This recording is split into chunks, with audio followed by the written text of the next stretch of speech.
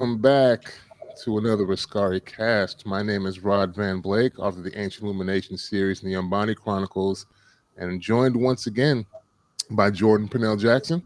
Hey, everybody. He is the graphic illustrator of the Ancient Illumination series as well as the Jericho's Bane comic, and he has his own series he just started, The Eve of Insurrection. And today we have a special guest, the creator of Jember, Howie, and Zuffan, Beserat of ETAN Comics. How you doing? I'm good. I'm good. Hey, thank you so much for having me, guys. I appreciate this. Appreciate having you. How do we correctly pronounce your name so I don't want to be mispronouncing? That's a great question. Thank you for asking. But you actually did great. It's Beserat. My last name is Debebe. Okay. Beserat, my first name, so Beserat is good. Cool. So give us the rundown on who Beserat is. Okay, let's see. So I was born in Ethiopia, East Africa, at the capital city, Addis Ababa, and then I moved to the U.S. when I was around 14, 15 years old.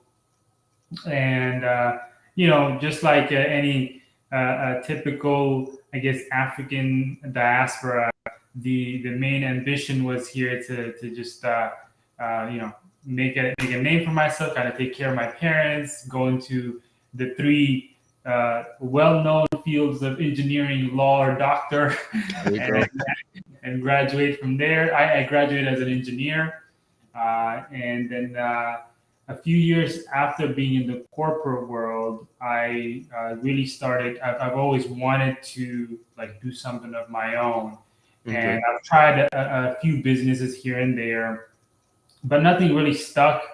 And I realized the reason that was because I wasn't passionate about those businesses I started. It was more about, can I have a business of my own? I was testing that idea for myself, and it was like in 2017 that the idea to kind of start my own publishing company and comics and graphic novels really took root. And I'm sure we'll get into that a bit more. But now, I'm here 4 years later from that with a I'm very thankful for this blessing of a business because I've been doing really well with it. Been very happy and satisfied with the publishing business. It's been very rewarding, and it has helped me grow as an individual a lot too. So I'm excited to be here and talk with you guys today about. That's great. So, what got you started? I know you said you started off in other fields. Most of us, I mean, me personally, I have a similar story where I was doing things way out of the business of publishing. So I could never have imagined that one day I'd be writing books and producing comic books. So, what got you started with comics? The light bulb moment was so I was at work and I saw this news about this animation of these Powerpuff Girls, but for like Ethiopian version that this lady was doing, and she was doing it as a educational piece though. She wasn't like into like publishing comics or these big superhero things. It was more about it was very focused on girls' rights and educating little girls about just general how to protect themselves from any sort of abuses and things like that. It's very educational. But she kind of took the Powerpuff Girls and converted them to an Ethiopian Powerpuff version. And I saw the news, and I was like, this is really amazing. And then it started like dawning on me, like I was like, this whole my whole life I've read like manga, I've read comics, I've seen all these amazing stories, and I don't recall like a legit Ethiopian superhero like comparable to Spider-Man, comparable to Batman, like anyone with a good story, and especially one that like incorporated Ethiopian history, Ethiopian mythology. Like I don't remember a single one. And so I was like, that can't be true. Like I must be missing something. And so I started looking, and there was all of the stories that was told about Ethiopians in the mainstream was biased towards the negative side. It was a lot of stereotypical views. There was even a comic about Superman trying to save Ethiopians from drought. I don't know if you guys remember that issue. It was like way back, and No. it ended up. Terrible. It ended up, what happened is he tried to there was this villain who was who they kind of blamed it under, who was like creating drought or something, and Superman was supposed to go and stop him. So he goes and he beats him, but then the drought doesn't stop, and so at the end of the day, the root cause becomes, the government here is corrupt, and that's why it's happening. So it was like, I was like, oh, not the corrupt African governments. This exactly. It was exactly come on, that. man. And so there's literally no story about an East African. Let's forget Ethiopia. An East African character. The only character we know is a Black Panther who's all encompassing of the 50 African countries. Yeah. And so I was like, I gotta prove it to myself and show myself that there is gonna be an Ethiopian superhero.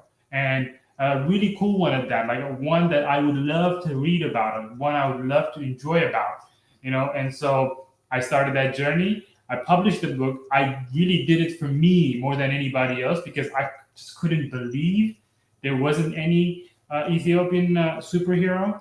And then it kind of took off. Right, it was like it was a very well received. I got featured on BBC. I didn't even know what I was saying at that time. I was like, I was doing interviews in parking lots, like in my car, people calling me and being like, "You just did this. Can you tell us the inspiration?" And I'm like, "Yeah, this is how it happened, and this is just like my first story, things like that." There was huge imposter syndrome. Right, because I graduated with engineering, and now I'm writing a story, and it was mainly supposed to be for me, but now it became for more than me. So it kind of took a really good turn, unexpected and good turn, and then after that, I doubled down on it because what I realized is I was actually good at storytelling, and I never knew that I was that good at it, and that I started saying, okay, what if I actually really double down on this craft? Yeah. Where would I go? What would it be? And kind of broaden the vision. And so from there on, I just started getting a clearer and clearer vision of my purpose with this journey. So that's cool. Really cool, yeah. Yeah. You kind of have to do things for yourself first. That's kind of how I do the things that I create, are things that I think that I would enjoy. And it started with me reading a whole bunch of novels within something that was really well known, but I felt that obviously, because I don't own those things, I couldn't do anything with them. That's why I went into my very own. So what out there specifically inspired you that you like? I want to kind of emulate this, but I want to put my own spin to it with my own culture, with my own characters. Yeah. What did you look at as kind of the template that you wanted to try and go after? For me, when I started out, I immediately started researching and found other African creators. Okay. And one of the ones that's kind of blazing the roots on this standard is Roy Okupe from right? And so I saw what Roy was doing. I saw there's a huge market in Nigeria specifically that was blooming. There's a market in Kenya, Nairobi, and then there's a market in South Africa that are kind of thriving in this comic book industry. So when I saw those, that's when I got the real courage to be like, you know what? Like this is something worthy to double down on. Others like me are doing it. I can learn from them and then make it my own. So these are tied to that time. Okay. I still look up to Roy's. Roy's like still killing everything. Yep. And I mean, yeah. Yeah. So my last question for this side, why these particular stories as the starting point? I read Zuffan, read through Jember, and I've been asleep on Howie. I haven't got that one yet, but I will. I've read a little bit of Howie. Did you?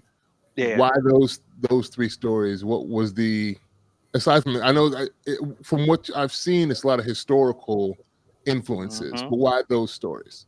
Yeah. So from this journey, I think the main thing I want to do, and I think what I'm most passionate about, is sharing the Ethiopian or East African or broader African heritage and passing it down to Black and brown kids, right?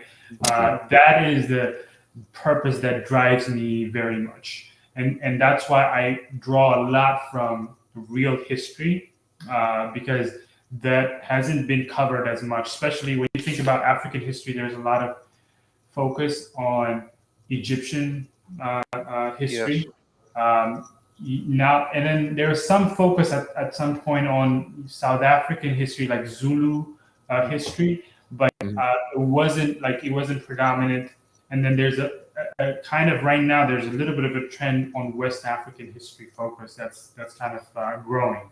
But on the East African side, I feel like it's been largely neglected, and I think that I would love to do my part in preserving our heritage, our visual storytelling heritage, our history, and passing it down in a way that makes Black and brown kids feel very proud of their identity.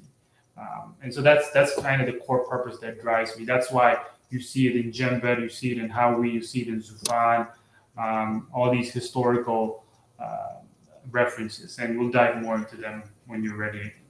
Yeah, that's beautiful, man. We need to pass these things down, and some things, I think us as creators, we forget the longevity of these stories once they're actually created, that will be here long after we're gone. Now, hopefully, we will get our flowers and get our chance to star, our moment in the sun before that's happened, because a lot of times what I see happen is they don't get their proper due, the creators, until after they're gone. And it's like, by then it's like, well, they're not here to enjoy it.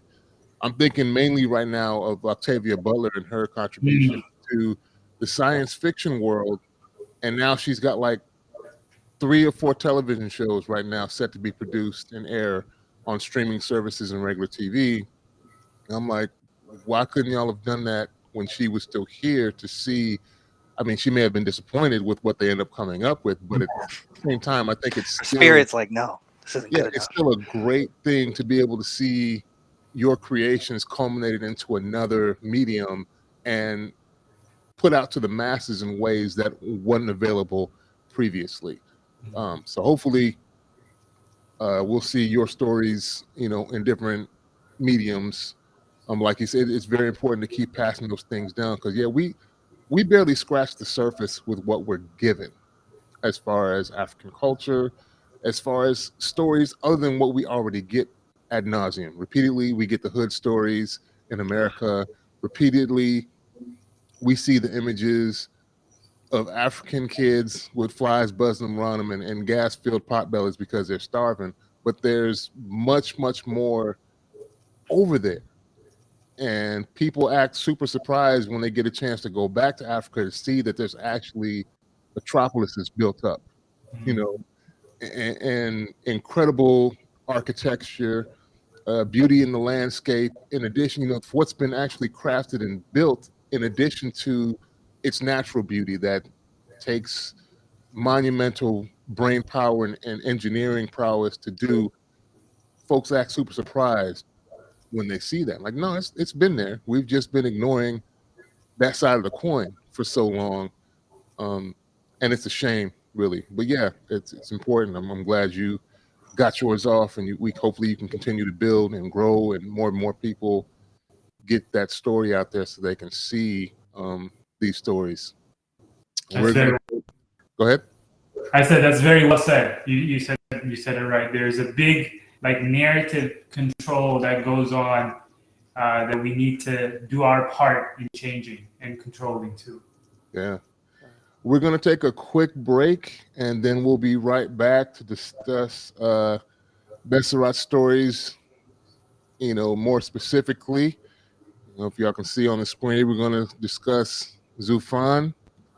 We're going to discuss Jember, and I believe Jordan has a copy of Howie. Yeah, we got them all. We got them all. So we'll be back real quick. We'll talk to you then.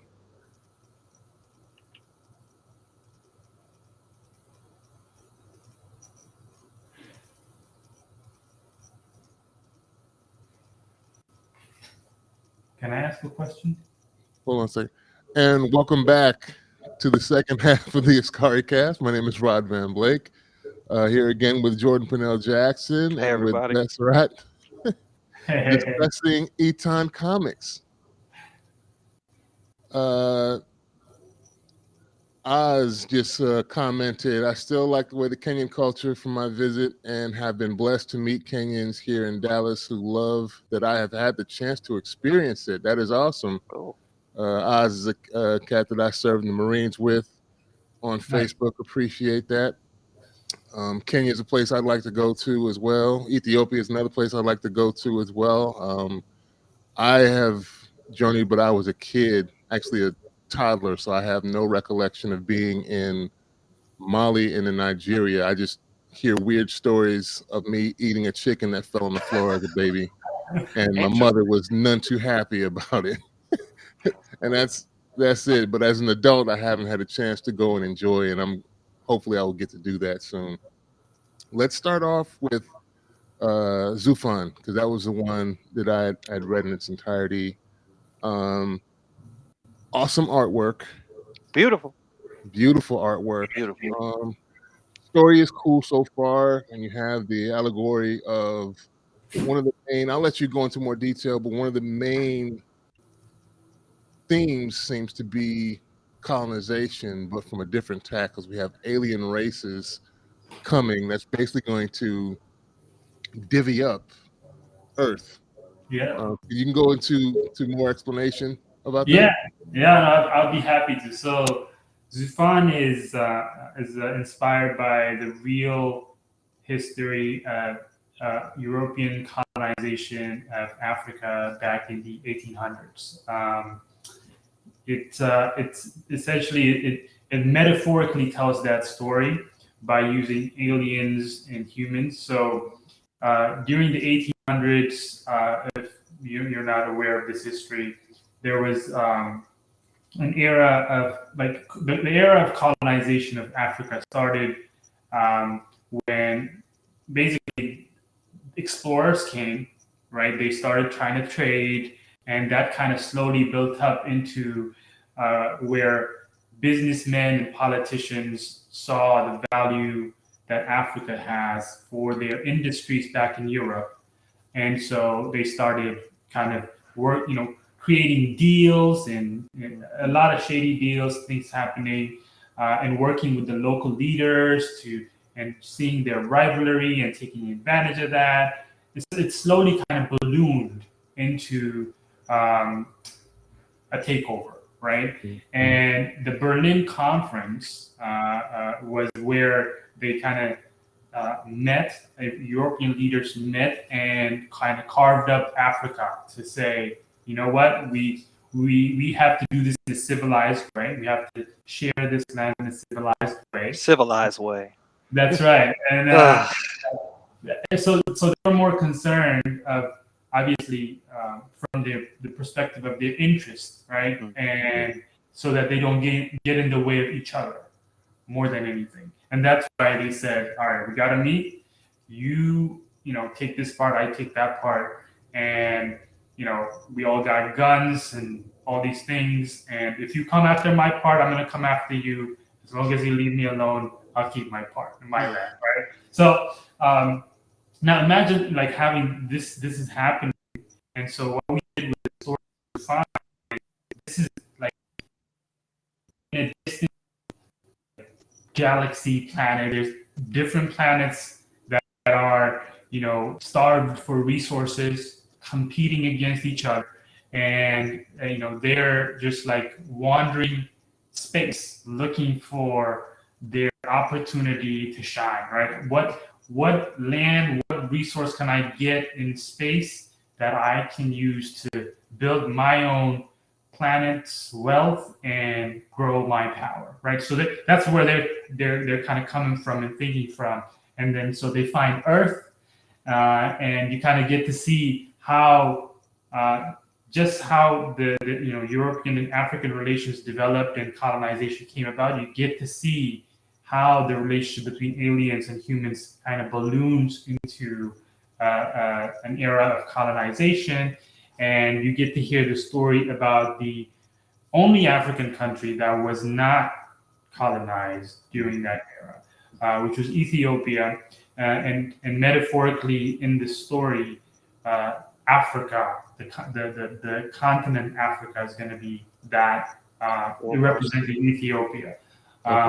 It's a futuristic story, so it's set in a world where Africa is united in a sense economically and integrated, although there are still leaders and factions that would rather not be together, feel like the unity economically is bogging their country down, so they may want to split apart. And so you get to see these aliens take advantage of these things, and a lot of complex dynamics happens, which is very similar to what was happening back in the 1800s when Europeans visited Africans.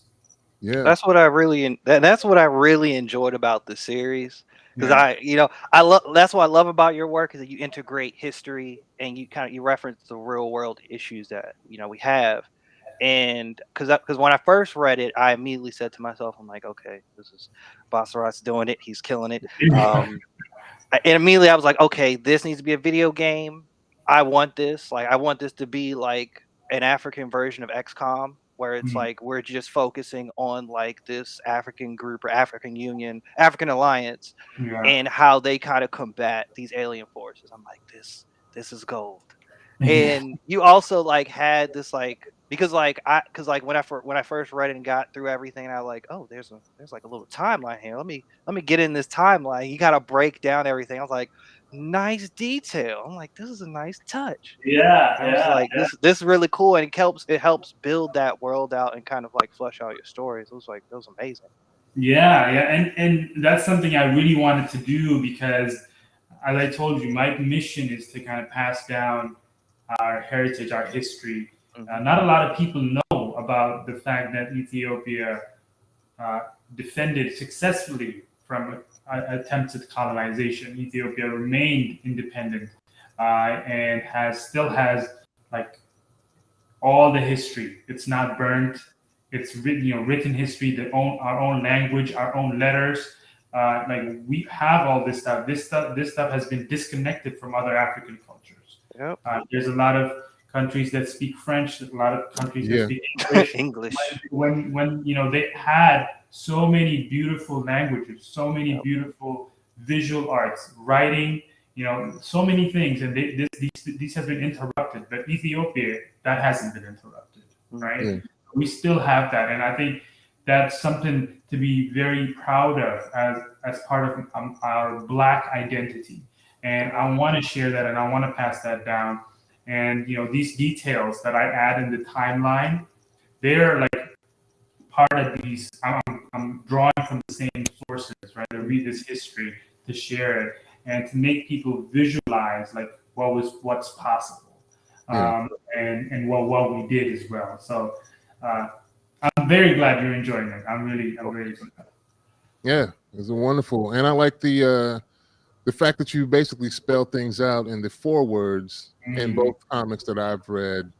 and kind of the epilogue where you basically breaking it. Just in case you didn't get what I was Yeah. alluding to, here you go in written form. We go ahead and spell it out for you. Yeah. What about Jember?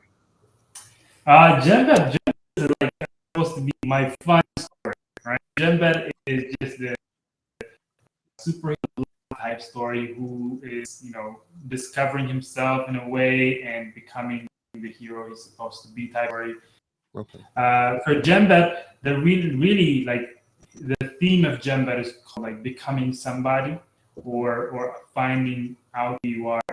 And the reason I wrote this story is because I feel like we're in an era, we're in an age where, and this is probably, a similar kind of pattern from the past with our parents, but to be somebody, there's like expectations that we all have on us that is set by whether it's society or parents and things like that. When all along we have been somebody, and I feel like kids these days, even adults, we lose sight of that, and we don't know how to kind of evaluate our own self-worth. And so we're always constantly looking for validation and affirmation from the outside world.